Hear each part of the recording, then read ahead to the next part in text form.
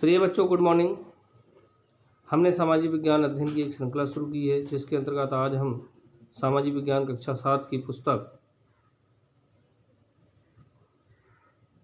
सामाजिक एवं राजनीतिक जीवन का प्रथम पाठ समानता का अध्ययन करेंगे। यह इस पाठ की दूसरी वीडियो है। प्रिय बच्चों, यदि आपने पहली वीडियो नहीं देखी है तो आप मेरे चैनल पर सब्सक्राइब करके इसकी पहली वीडियो देख लें। इससे पूर्व वीडियो में हमने कांता और सुजाता की वार्तालाप, मताधिकार की समानता, विभिन्न प्रकार की असमानताएं, उसमें हमने श्री ओम प्रकाश वाल्मीकि जी का उदाहरण लिया, मानवीय गरिमा का मूल और एक मुस्लिम परिवार की कहानी का अध्ययन किया था। अब आगे प्रिय बच्चों, भारतीय लोकतंत्र में समानता हमारे संविधान में किसी भी असमानता को, जैसे जाति, लिंग, क्षेत्र, रंग के आधार पर भेदभाव करना गैर कानूनी घोषित कर दिया गया है, यानी गैर कानूनी है। अगर यदि कोई व्यक्ति ऐसा करता है तो उसके खिलाफ कानूनी कार्रवाई की जा सकती है और उसको सजा का भी प्रावधान किया गया है। फिर भी हमने देखा है कि कई तरह की असमानताएं होती हैं। जैसे एक पिक्चर आई है 1975 में, एक बच्चा पॉलिश कर रहा है, उसको फेंक के पैसे दिए जा रहे हैं, वो पैसे लेने से मना कर देता है। यहाँ पर यह पिक्चर ये संदेश देना चाहती है कि कोई भी कार्य है उसकी गरिमा है, इसलिए वो बच्चा फेंक कर पैसे नहीं लेता है। हमारे संविधान में समानता को स्थापित करने के लिए जो प्रावधान किए गए हैं वो दो प्रकार से किए गए हैं। पहला है कानून के द्वारा, दूसरा है विभिन्न योजनाओं के द्वारा। अब आइए हम समझ लेते हैं कि संविधान में जो प्रावधान किए गए हैं। प्रथम, कानून के द्वारा हर व्यक्ति समान होगा, चाहे वह भारत का राष्ट्रपति जी हों, प्रधानमंत्री जी हों या आम नागरिक हो, कृषक हो, घरेलू नौकर हो,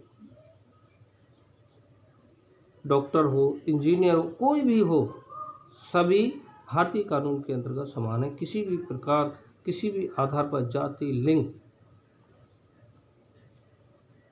क्षेत्र इत्यादि के आधार पर यदि भेदभाव किया जाता है तो वो गैर कानूनी होगा।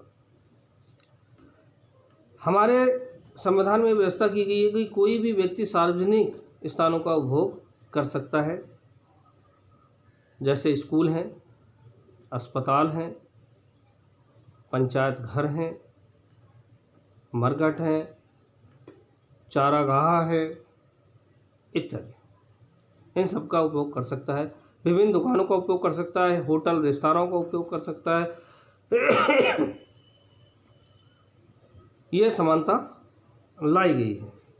बाजार इत्यादि में जो हाट इत्यादि लगते हैं, बाजारों में, दुकानों में कोई भी खरीदारी कर सकता है।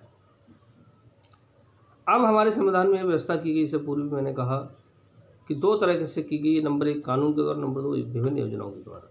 आइए हम एक योजना का उदाहरण लें। MDM सबसे पहले मध्याह्न भोजन योजना स्कूलों में तमिलनाडु राज्य में प्रारंभ की गई। बाद में माननीय सर्वोच्च न्यायालय ने सरकार को यह आदेशित किया कि सभी सरकारी स्कूलों में व्यवस्था शुरू की जाए।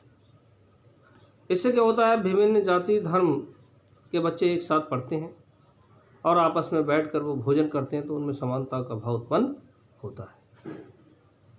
एक समानता का मूल्य उत्पन्न हो जाता है जो उनके जीवन पर्यंत काम आता है और बच्चों में उपस्थिति की संख्या भी बढ़ जाती है। दूसरा, इसी में एक और उदाहरण लेते हैं, मनरेगा। इसको शॉर्टकट में नरेगा, मतलब आम भाषा में नरेगा बोल देते हैं। पहले नरेगा ही नाम था, फिर बाद में मनरेगा किया गया। इसमें भी क्या है, गांव के एक ग्राम सभा के निवासी, उन्हें रोजगार पाने का अधिकार है, चाहे वो किसी भी जाति, धर्म या लिंग से संबंध रखते हैं।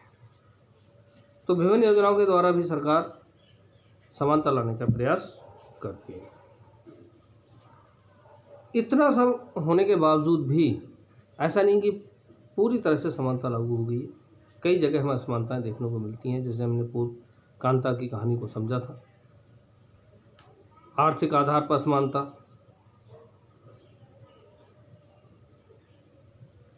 आर्थिक आधार पर असमानता को धार्मिक आधार पर असमानता, वहाँ एक मुस्लिम परिवार की कहानी को समझा था। ऐसी क्षेत्रीय आधार पर असमानता होती हैं, लैंगिक आधार पर भी असमानताएं होती हैं, कई तरह की असमानताएं होती हैं। आइए हम छोटा सा एक उदाहरण देखते हैं स्कूल से संबंधित। आपने देखा हमारे सरकार द्वारा विभिन्न योजनाएं चलाई जा रही हैं और सभी को शिक्षा देने का प्रयास किया जा रहा है। फिर भी कुछ अमीर लोग अपने बच्चों को सरकारी स्कूलों में ना पढ़ाकर अलग से स्कूलों में पढ़ाना पसंद करते हैं या विदेशों में चले जाते हैं पढ़ाने के लिए, दूसरे देशों में अपने बच्चों को पढ़ाने के लिए भेज देते हैं। तो इससे क्या होता है, बच्चों के बीच में असमानता का भाव उत्पन्न हो जाता है। कोई अपने बच्चों को अमेरिका भेज देता है। तो ये आर्थिक आधार, पहले आर्थिक आधार पर असमानता थी, अब क्या हो गई, वो मानवीय आधार पर असमानता होनी शुरू हो गई है। क्योंकि जिसने अपना बच्चा अमेरिका भेजा है वो अमेरिका से पढ़ के आएगा, अमेरिका के मूल्यों को ग्रहण कर सकता है या भाई संस्कृति को ग्रहण कर सकता है, और यहाँ पर एक ऊपर नीचे का लेवल अप डाउन का बनने की संभावना बनी रहती है। दूसरी चीज़ हमने देखी थी, ओम प्रकाश वाल्मीकि की कहानी। हमारे संविधान में व्यवस्था होने के बावजूद भी किसी भी व्यक्ति को जाति के आधार पर उसका शोषण नहीं किया जाएगा या उसके साथ अनाचार नहीं किया जाएगा, फिर भी उनके साथ अनाचार। कांता के कहानी से हमें ये स्पष्ट होता है कि जो अस्पताल हैं, सरकार ने हमारी व्यवस्था की है, इलाज की व्यवस्था की है, तो जो पैसे वाले लोग हैं, जो आर्थिक असमानता के कारण उत्पन्न हो रही है, पैसे वाले लोग हैं वो अतिरिक्त पैसा दे के प्राइवेट अस्पतालों में अपना इलाज करवा लेते हैं, और जो आम नागरिक है वो सरकारी अस्पतालों में भीड़ अधिक होने के कारण उसे लाइन लगानी पड़ती है। तो एक ऐसी व्यवस्था बन जाए कि सभी समान हों, सभी एक जैसे अस्पतालों में दिखा सकें, सभी एक जैसे विद्यालयों में पढ़ा सकें अपने बच्चों के लिए। हमारी सरकारों द्वारा शिक्षा और स्वास्थ्य पे इतना अच्छे से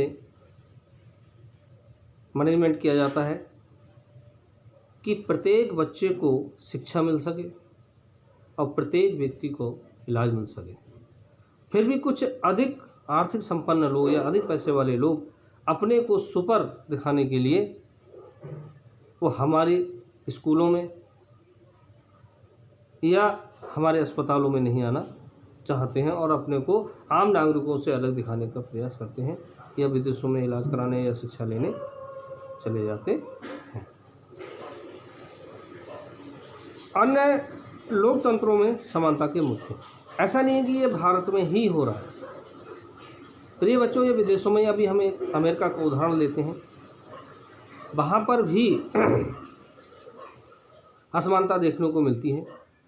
वहाँ अफ्रीकी अमेरिकन लोग जो वहाँ मज़दूरों के तौर पर उनके पूर्वज आए थे, गिरमिटिया मज़दूरों के तौर पर, उनके साथ भेदभाव किया जाता है। अफ्रीकी मूल के लोग हैं, उनके चमड़ी के रंग के आधार पर भेदभाव किया जाता था, मूल के आधार पर भेदभाव किया जाता था।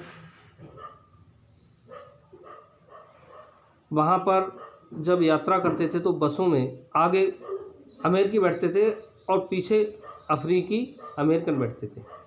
यदि कोई अमेरिकी व्यक्ति यानी गोरा व्यक्ति कोई आ जाता था तो जो ब्लैक काला व्यक्ति या अफ्रीकी अमेरिकन व्यक्ति जिसे कहते हैं, उनको सीट छोड़नी पड़ती थी। एक घटना रोजा पार्क्स के साथ हुई, जो अफ्रीकी अमेरिकन महिला थी, काम करके बहुत थक चुकी थी और वो बस में सीट पर बैठी थी। एक अमेरिकन आया और वो उनसे उठने को कहा, उन्होंने उठने से मना कर दिया। वहाँ से एक बहुत बड़ा आंदोलन हुआ जिसे हम कहते हैं नागरिक अधिकार आंदोलन। नागरिक अधिकार आंदोलन कि नागरिकों के अधिकार होने चाहिए, यानी कानून की दृष्टि में सबको बराबर कर दिया गया। फिर भी वहाँ कानून के द्वारा ही, वहाँ के संविधान में व्यवस्था थी, हमारे संविधान में कानून के द्वारा सबको बराबर माना गया है, लेकिन वहाँ के संविधान में कानून के दृष्टि में भी भेदभाव होता था, ऐसी व्यवस्था की गई थी। जिन स्कूलों में अमेरिकन बच्चे पढ़ते थे उनमें अफ्रीकी अमेरिकन बच्चों को नहीं पढ़ाया जाता था। इन आंदोलनों से क्या हुआ, वहाँ पर सभी को समान अधिकार मिले और सभी के बच्चे उस समान स्कूलों में पढ़ने लगे।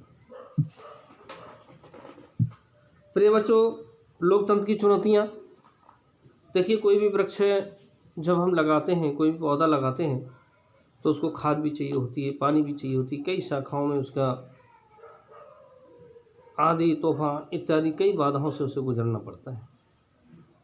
कई बीमारियां लग सकती हैं पौधे में, तो इस कारण से क्या होता है, पौधे का विकास रुकने की संभावना होती है, लेकिन पौधा धीरे धीरे धीरे धीरे विकास करते रहता है। यह समझने की बात यह है कि यदि पेड़ की एक टहनी में कीड़ा लगा है तो उसका ट्रीटमेंट होना चाहिए। पेड़ में कहीं भी कीड़ा लगा है तो उसका ट्रीटमेंट यानी इलाज होना चाहिए, ना कि हमें पूरे पेड़ को नष्ट कर देना चाहिए या किसी टहनी को काट देना चाहिए।